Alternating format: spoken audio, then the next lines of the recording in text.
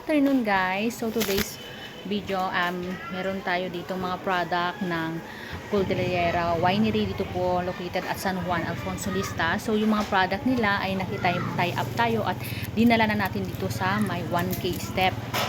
So meron po kami mga Cordillera Red Chili Banana Paste. Ito. This is red chili made of banana. So, meron din tayong soju, Ifugao Tapoy, rice wine.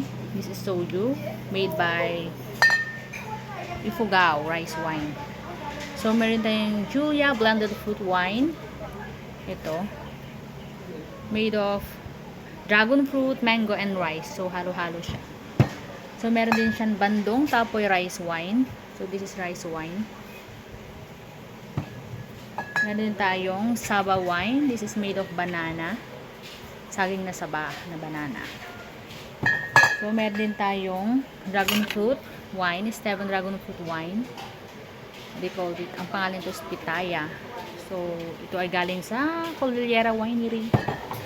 So, meron din tayong Trifon rambutan wine. This wine is made of rambutan. So, meron din tayong Peping mango wine. Yan, this is wine is made of mango.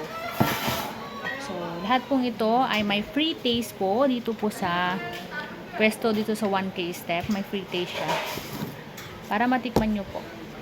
Para kung wala kayong time na pumunta po sa kanilang winery, ay dito po sa pwesto hindi na po available po ang kanilang products. So, this products is made for Cordillera. So,